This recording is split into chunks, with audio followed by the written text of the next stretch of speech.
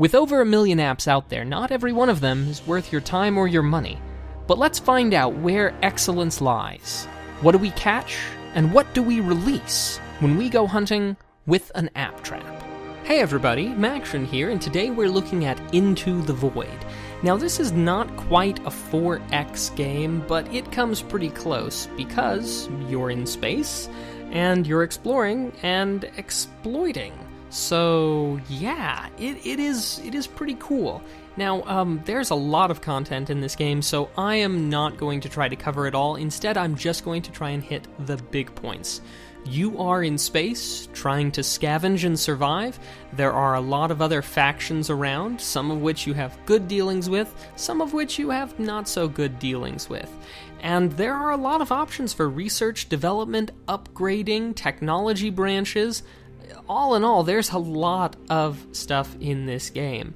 Now, some of the places where you'll spend a lot of your time will be traveling between stars and star systems, which consumes fuel.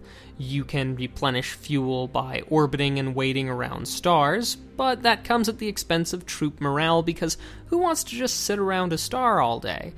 So balance that out by taking some R&R near a terrestrial planet. That'll help replenish that, but of course you'll still be using fuel to keep the ship running, so there's a lot of balancing acts that are going on. And of course all these things can improve. You can have improved weapons, shielding, improved engines, better fuel consumption if you upgrade the power plants and things in the various ships. So there are a lot of things to consider, and we haven't even gotten to battle yet.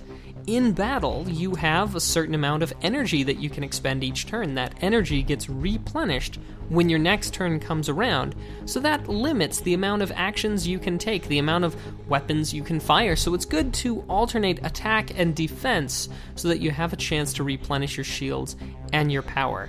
So, yeah, a fantastic game. The music is good, the sound is good, it presents a big challenge, a good challenge too, and like I said, it's not quite 4X, but it's probably 3X for those of you who are into those classifications of game. Now, the only thing I can point to and say was really unideal about this game is that it was a little tough to recall exactly where I was supposed to be going during a mission.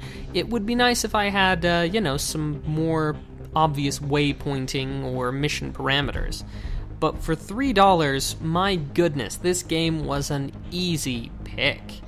Into the Void is quite fantastic, and thus far I've sunk, a few hours into it, and I'm still just learning the ropes, but I'm excited to learn the rest of the game, and I think that if you are into this sort of space exploration, space battle games, that you will find Into the Void to be right up your alley.